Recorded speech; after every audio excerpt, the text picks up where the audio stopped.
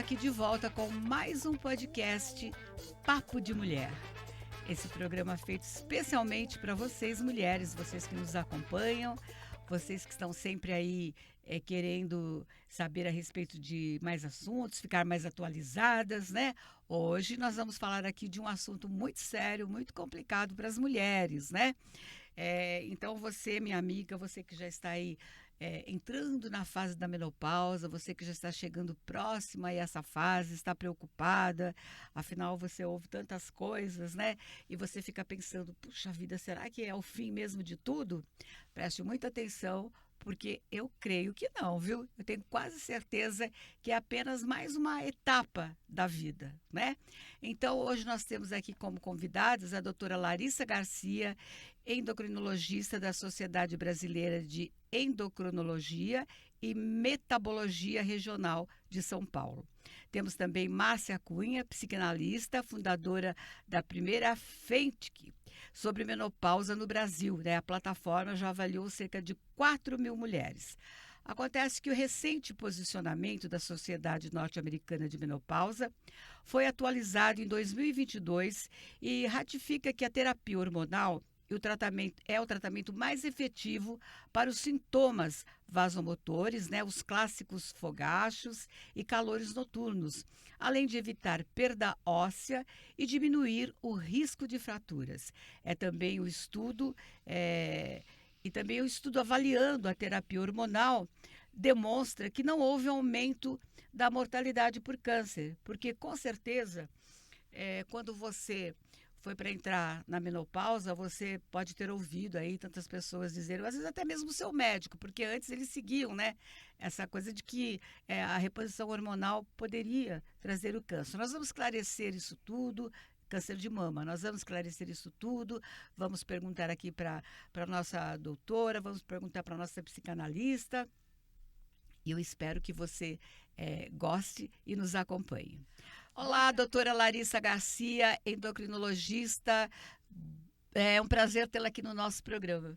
Sim, o prazer é todo meu. É um prazer estar falando desse assunto que gera tanta dúvida. É verdade. Né? Mas que, ao mesmo tempo, a medicina e a ciência já evoluiu tanto. Então, acho que é um assunto, uma pauta extremamente importante que a gente está abordando aqui. Obrigada pelo convite. Olha, eu que agradeço. E graças a Deus, né, que já evoluiu, né?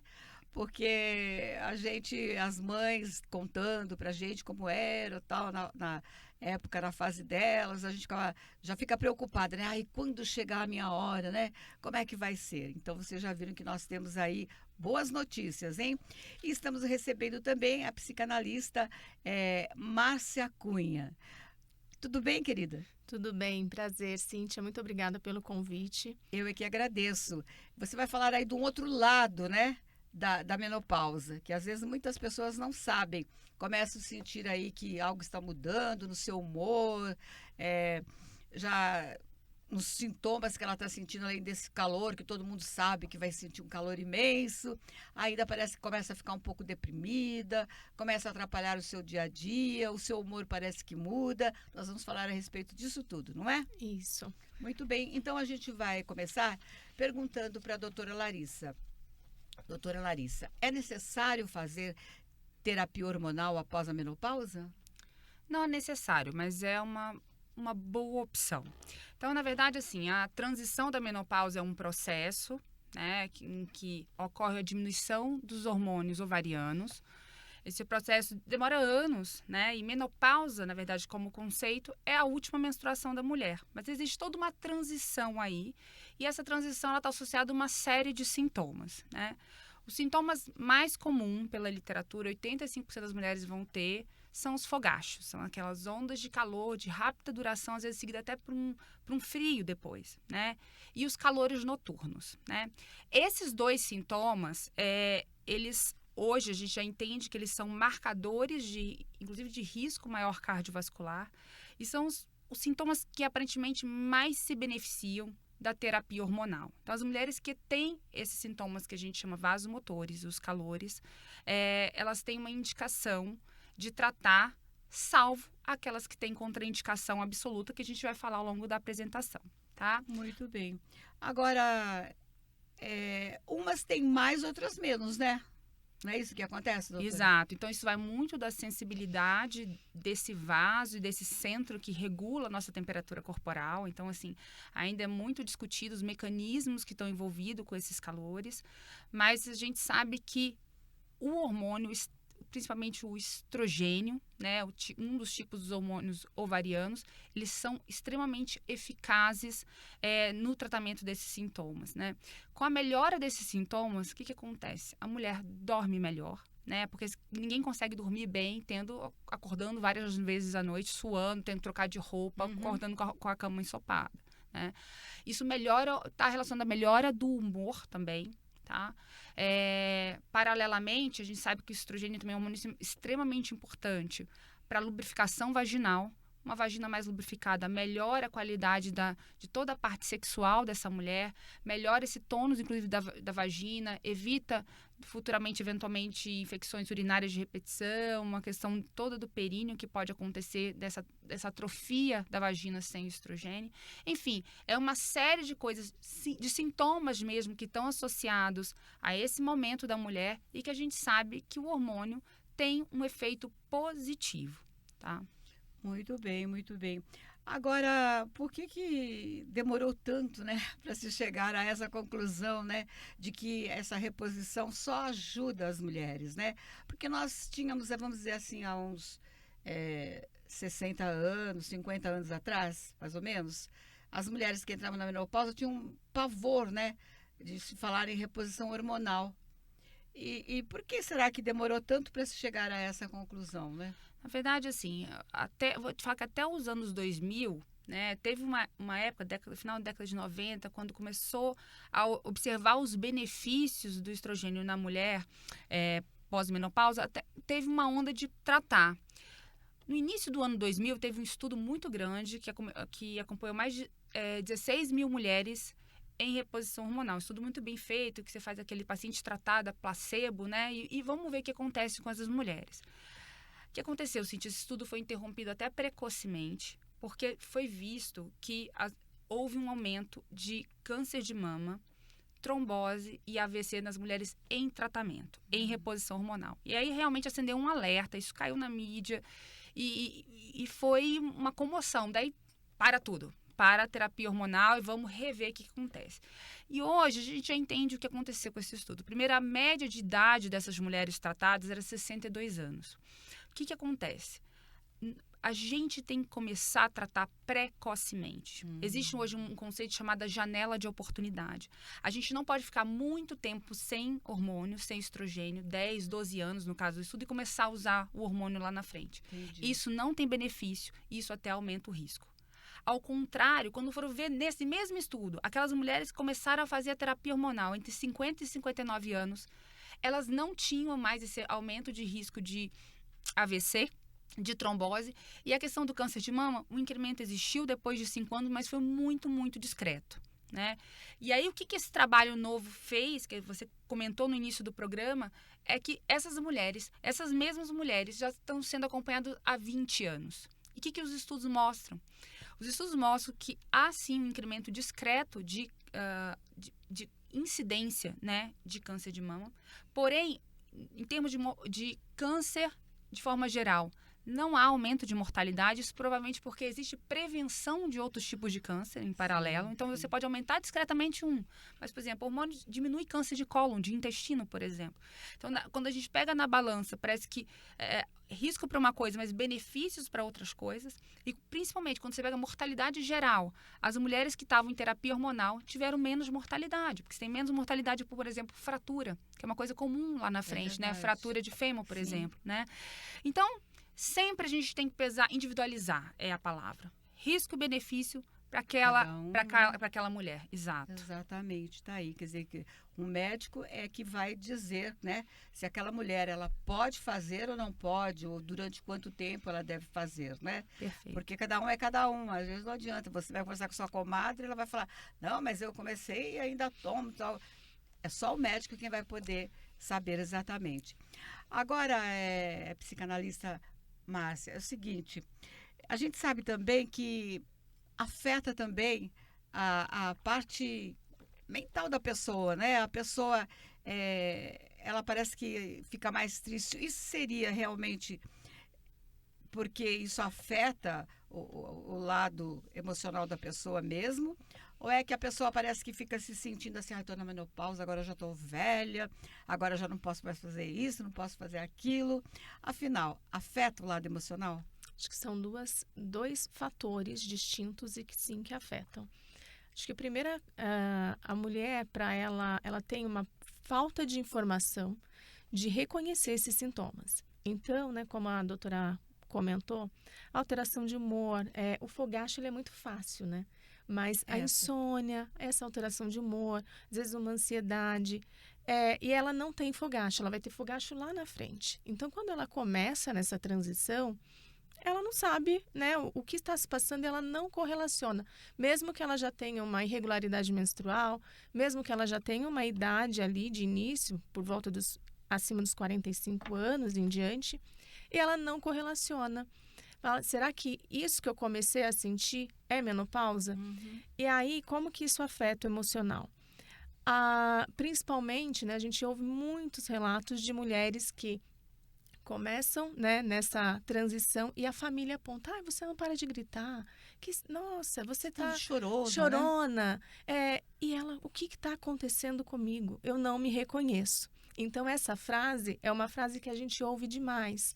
E isso, sim, afeta a autoestima, afeta o emocional dessa mulher. Por outro lado, quando ela se descobre na menopausa, poxa, isso é menopausa. Gente, menopausa, até, né, agora, acho que a gente pode falar até agora, a gente ainda trata muito a mulher como não reprodutiva, como uma mulher não produtiva. Isso tem que ser mudado, né? Isso tem que ser ressignificado, na verdade. É verdade. E aí, eu acho que colabora com, às vezes, uma transição de carreira. Essa mulher está, às vezes, se desligando de um trabalho, tendo que buscar novas alternativas. Um filho que está saindo de casa e ela sente isso, né, esse impacto.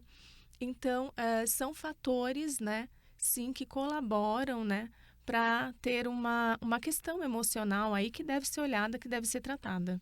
É verdade, é difícil isso tudo, né? Para a mulher tudo assimilar junto. tudo, né? Tudo aquilo que está acontecendo. Inclusive, a pele, quando a pessoa parece que não faz reposição hormonal, parece que a pele, ela envelhece mais rápido, não é, doutora? Isso. O estradiol, você sabe que o estradiol, ele tem, sim, um efeito estimulatório sobre o colágeno, né? Então, a falta dele, sim, você percebe uma diminuição daquele tônus da pele.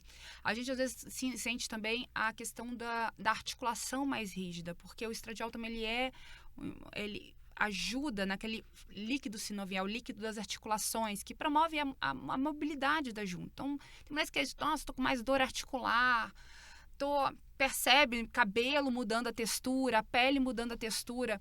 E isso tudo, obviamente, tem um impacto emocional, né? Claro. Assim, porque ainda a gente administra mal o envelhecimento, né? E tem mulheres que estão em transição, e tem mulheres que enfrentam isso no ápice da carreira, né? Assim, com a vida produtiva, filho demandando.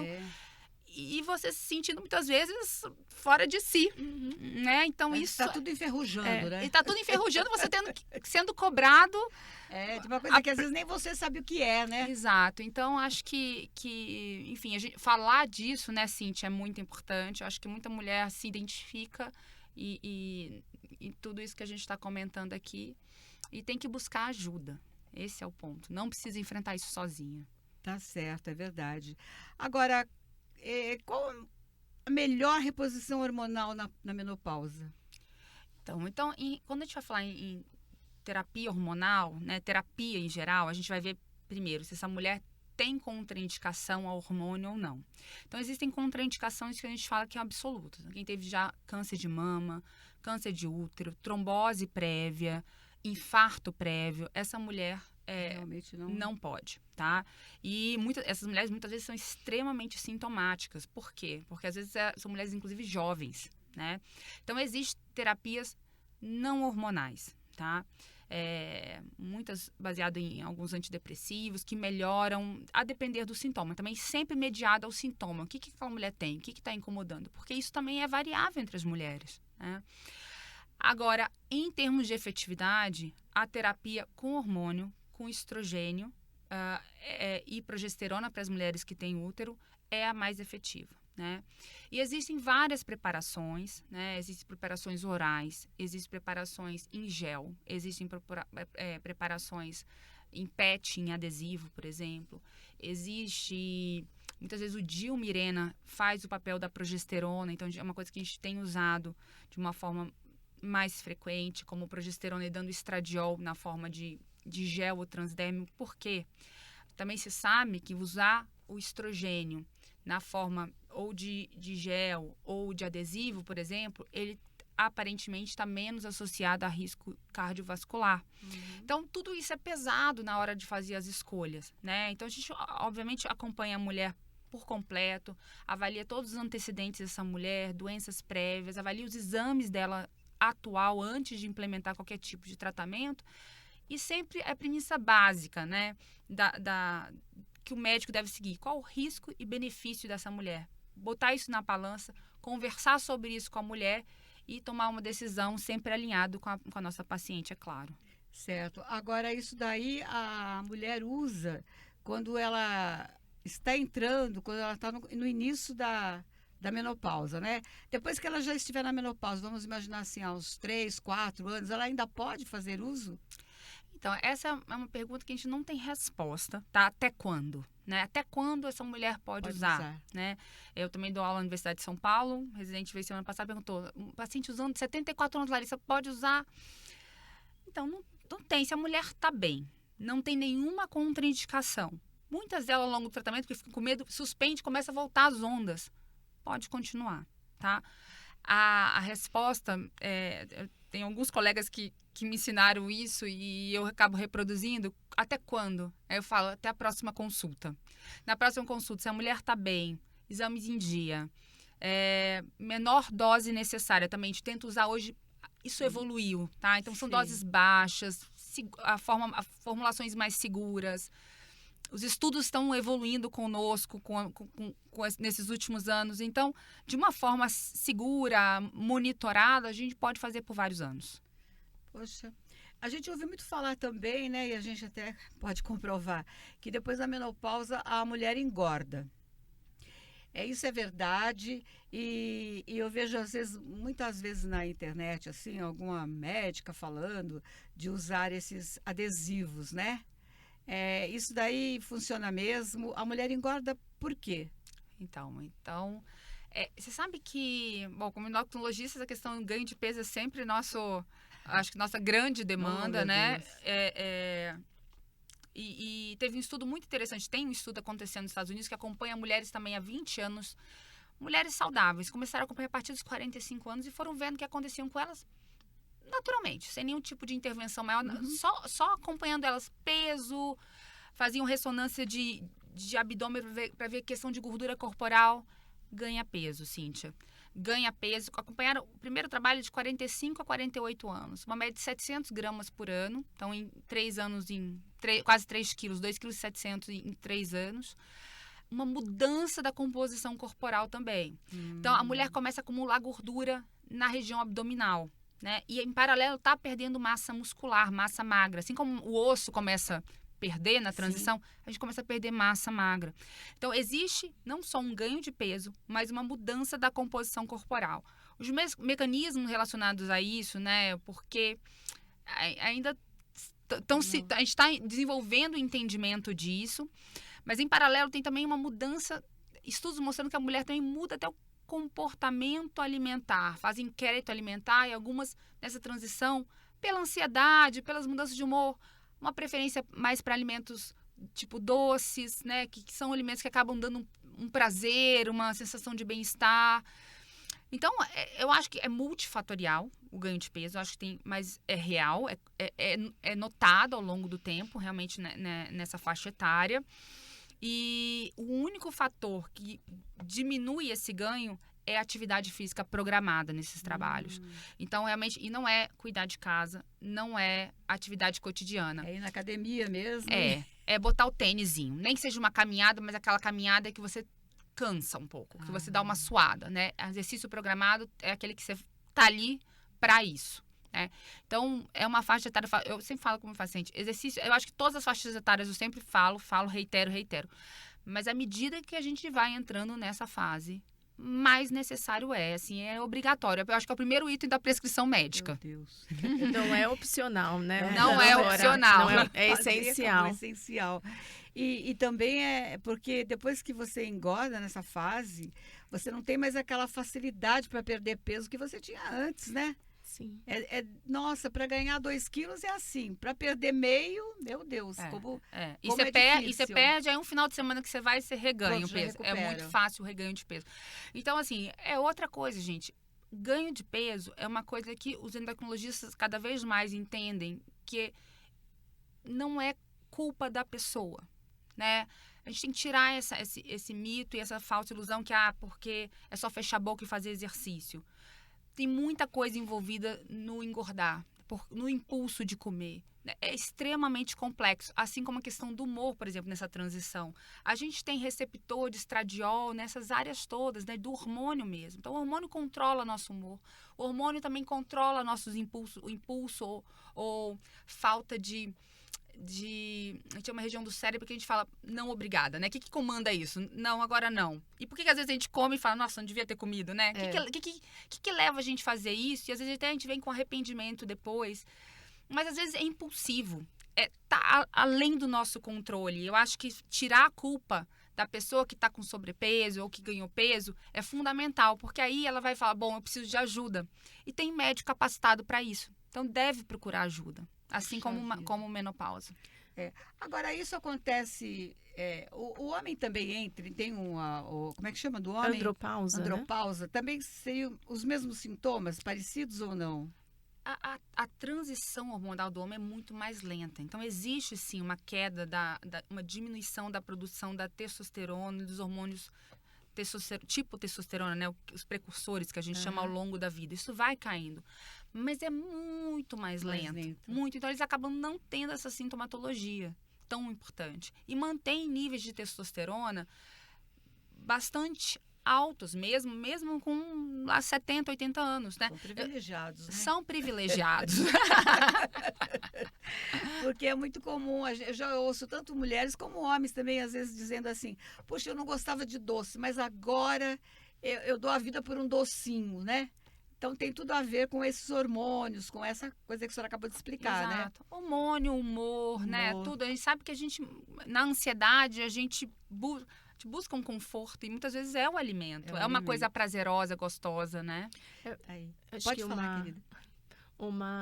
Acho que uma coisa importante, né? Sempre as mulheres perguntam, né? Mas eu não fiz atividade física a vida inteira, né? Agora eu vou começar. Acho que existe um ganho, e estudos, né, indicam isso, que se você não fez, né, acho que agora é uma janela e uma oportunidade para você cuidar de você, né, cuidar de si. São mulheres que muitas vezes passaram a vida toda cuidando dos outros, né, cuidando da família, da casa, dos filhos, e que eu acho que essa é a maior barreira, até uma questão ali emocional e para buscar mesmo o tratamento, para elas olharem, né, para si e se cuidarem. É verdade. Eu tenho um problema muito grande em fazer exercícios físicos, né? Eu tenho muita dificuldade. E quando eu era mais jovem, que eu não morava aqui em São Paulo, a gente caminhava muito, né? Eu me lembro que eu tinha que pegar o trem todos os dias para vir para São Paulo. Então, da onde eu morava até a estação, era longe, a gente caminhava, né?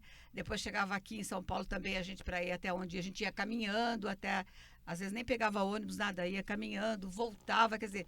Hoje em dia a gente não faz praticamente exercício nenhum, porque tudo a gente pega o carro, porque a gente está atrasada. Não, mas se eu for até ali sem o carro, eu vou perder tempo. Então, vai de carro. A gente não caminha, né? Então, isso tudo acaba fazendo com que a gente vá ganhando peso cada vez mais. A gente não levanta mais para atender o telefone, né? Porque está do nosso lado. Mudar canal, você tem o controle remoto. O telefone está do seu lado, né? A gente não faz mais nada. É impressionante como a gente vai, né? Sim. Bem, agora eu queria perguntar para a Márcia, o que é exaustão mental na menopausa?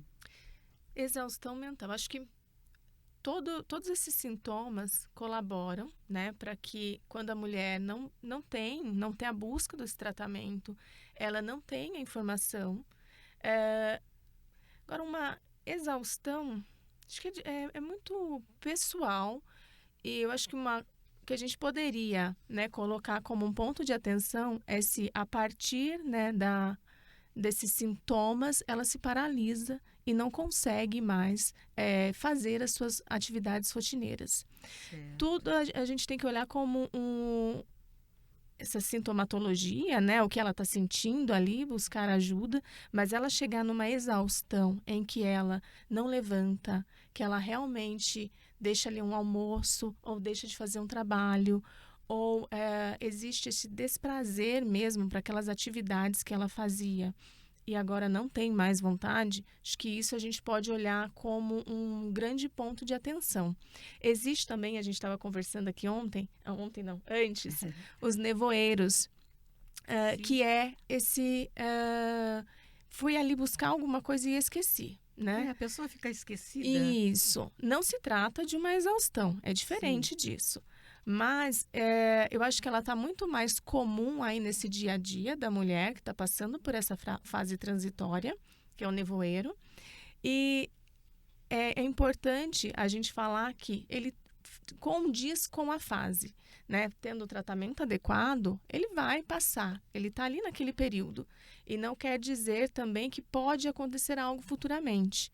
Então, acho que o ponto de atenção aqui para que haja realmente uma exaustão mental nessa fase é quando a mulher se vê paralisada diante das atividades, daquilo que ela gostava, do que ela se propõe a fazer no dia a dia. Isso chega a ser uma depressão? Sim. É? Uma depressão. Tem que ser tratado como uma depressão. Exato. E aí, com o tratamento não só hormonal, mas tratamento específico, né? Com o psiquiatra e os médicos envolvidos, terapeutas, que ela tiver, né, à disposição. Agora, esses sintomas emocional, porque a gente sabe que depois de um certo período, esses fogachos, né, essas coisas horríveis que a mulher sente, vão diminuindo, vão passando. Mas e a parte aí do emocional? Demora mais para passar? É tudo mais ou menos junto, as duas coisas? Como é que é? Acho que é mais ou menos junto, Cíntia. E principalmente, eu acho que nessa fase, rede de apoio e você poder falar sobre isso, falar sobre o que você está sentindo, é extremamente importante. A gente tem um trabalho lá na Plena Pausa, a gente começou com avaliação no site, que indica um protocolo médico, que ele está digitalizado ali para todas as mulheres, é gratuito. Então, ela entra, faz uma anamnese e a gente indica em qual fase da menopausa ela está e o nível de sintomas. Depois disso, a gente começou a esmiuçar esses números e a gente viu que 83% delas sentem uma ansiedade nessa fase. É bem interessante isso. A alteração de humor para ela também está ali entre os 5 principais sintomas. A insônia. Então, são todos... A gente tem 3 sintomas que dizem de uma questão mental, de uma questão emocional nessa fase, que chama muita atenção. E aí, quando a gente fazia, procurava essas mulheres para entender, né, conversar com elas, me diga, né, o que você me deu uma resposta aqui, vamos entender o que está acontecendo. Muitas delas falavam, eu me sinto solitária, eu não tenho o que falar. Se eu vou falar com a minha irmã mais nova, ela fala, eu não estou sentindo nada disso não, sai fora, eu estou muito longe disso, não quero nem saber. É verdade. Então, eu vou falar com meu marido, ele não entende, ele só me cobra e minha libido está lá embaixo, eu não me reconheço. Volto com a frase, porque realmente é uma frase que a gente ouve muito. E aí a gente entende que ter um espaço, ter um lugar, né, ser acolhida, né, mesmo que seja por amigas, você ter uma rede de apoio, frequentar grupos. A gente tem os nossos encontros, que é dirigido também pela nossa ginecologista, uma vez por mês. A gente chama de prosas e pausas. A gente seleciona um tema, essas mulheres se inscrevem e participa de uma roda de conversa. A gente fala que é um momento mesmo de acolhimento. Olha que interessante, né? Muito bom isso, a mulher se sentir amparada, poder conversar com outras mulheres. Sim. Até, né? Porque às vezes a mulher ela está sentindo aquilo e fala, ai, será que só eu que estou sentindo isso? Exatamente. Né? Aí, de repente, pergunta para uma amiga, a amiga não está sentindo as mesmas coisas, ela fica pior ainda, né? Sim. Então, nada melhor do que conversar com o especialista, com a médica, com o psicoterapeuta, com alguém que vai poder ajudá-la nesse sentido, né? Ter esse reconhecimento, né? Não estou sozinha. Eu acho que isso é muito importante. E tanto para ela buscar ajuda, porque elas começam a trocar. Você está fazendo bem? Como está a sua reposição? Nossa, para mim mudou a vida. Então eu vou procurar. Então, meu médico disse que não era para eu fazer, eu vou buscar outra opinião. E elas se apoiam. Isso é maravilhoso, isso é muito bom mesmo. Porque sabe que a gente tem um programa aqui na Rádio Capital, né? Todas as tardes, que o programa chama Toda Tarde. Sou eu e meu marido. E às vezes a gente coloca algum assunto assim referente à sexualidade e tal, assim no ar, e as opiniões sempre são diferentes, né? Então, às vezes, serve até para você ficar se comparando. Fala, puxa, mas essa pessoa tem idade mais ou menos igual a minha. Como é que ela disse que para ela tá tudo bem nessa parte sexual, que ela tem libido, que isso, que aquilo? E por que eu já não sinto tanto assim? Quer dizer, então é porque cada um é cada um, né? Como você explicou. E às vezes até falta de informação, né? Ou às vezes também tem mulher que não quer falar a realidade, né? Porque vai se sentir mal, não, mas então... Ou até chegar para o marido e explicar o que está acontecendo. Porque é difícil falar para o marido que você está na menopausa. Dá a impressão que você está velha, não é assim? Não são todos os homens que aceitam bem isso aí. Falei, mas na menopausa, né? Não acontece isso? Elas não se queixam lá no seu consultório? Acontece. E aí eu digo assim, a gente tem uma referência, né, de 20 anos atrás, né? O tratamento, a gente conversando aqui, né? Era limitado, muitas mulheres não faziam reposição. Se a gente for pensar na mulher de 50 anos, 60 anos, há 20 anos atrás, é totalmente diferente da mulher de 50, 60 anos hoje. Verdade. Tudo diferente, né? Muito diferente. Então, acho que a gente tem que olhar, eu sempre falo, não são os novos 50, são os 50 de hoje. Sim, Os 50 são os novos 40, não, são os novos 50, verdade, os novos 60, porque a gente tem recurso, a informação está aí para trazer de forma democrática acesso para todo mundo. Existe informação de todo tipo, mas existe informação gratuita de muita qualidade. E a gente tem que se informar. Eu acho que a nossa menstruação ali, nossa menarca, a gente começa, né, por onde a gente começa todo esse ciclo, muita gente vem, a gente recebe essa informação. E explica ali mais ou menos o que está acontecendo com a gente, né? Quando a gente vira mocinha, né? Uhum. Então, minha mãe fez uma festa, me deu ali, lembra que tinha aquela caixinha do Carefree? Sim. Ainda era em caixinha, então toda bonitinha, cheirosa. Pra mim, falei, gente, né, uma coisa boa. E eu não sabia muito além daquilo. Agora, a menopausa, acho que a gente tem que se preparar para ela também. Que ela vai chegar, ela vai chegar. Né? Se chegar, é porque a gente está vivendo, né? E eu acredito que a gente pode viver muito e com qualidade. E aí a gente se preparar para esse momento e não olhar de uma forma negativa, mas olhar de uma forma como uma oportunidade para eu viver a outra metade da minha vida, né? Muito bem. Então, o ideal seria que a gente fosse se preparando, né? Sem dúvida. Tanto emocionalmente como fisicamente, que a gente se preparasse. Hoje em dia, mais ou menos assim, tem uma taxa assim que a gente pode dizer, com tantos anos que a pessoa está entrando na menopausa ou não? Então, a média, né, da população brasileira é em torno de 51 anos. A gente sabe que a transição começa de 3 a 5 anos antes. Então, alguns sintomas, a menstruação às vezes começa a mudar um pouco o padrão do ciclo, e muitas vezes gera sangramentos intensos, né? Já é um sinal.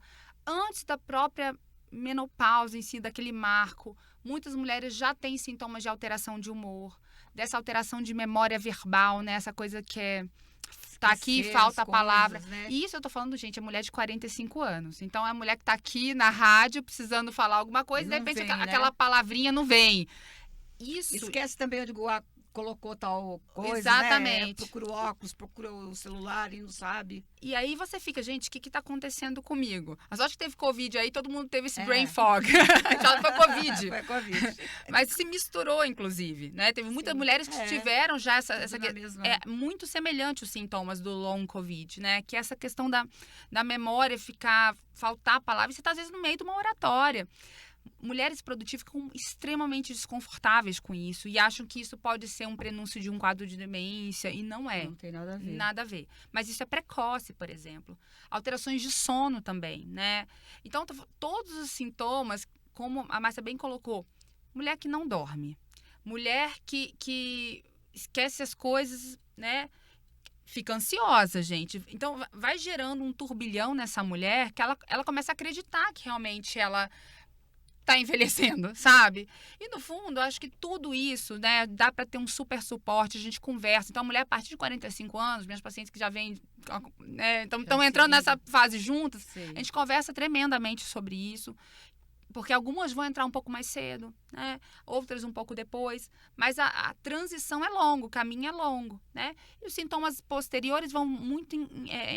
já pode vir até antes, mas depois, né? Depois dessa transição mais complicada, 1, 2 anos depois, 3 anos depois, a parte da sexualidade, sim, também é um cuidado. Aquela mulher que não tratou vai ficar com essa secura vaginal, dor às vezes na atividade sexual.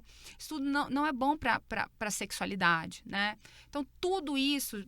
Só para finalizar, tem que ser conversado com um parceiro, gente. Não dá para enfrentar com isso, fingindo que isso não está acontecendo. Porque não vai haver... A rede de apoio tem que ser principalmente em casa. Principalmente. Principalmente Se em o casa. marido não quiser não entender, leva junto no médico, na sua médica, né? Vamos conversar os três, né? Sem dúvida. A médica vai poder explicar a ele pelo processo que a mulher vai passar, o que ela está passando, né? Sem dúvida. Isso é a melhor coisa. Quando a gente fez uma pesquisa recente e a mulher se sente mais desconfortável em casa com esse assunto.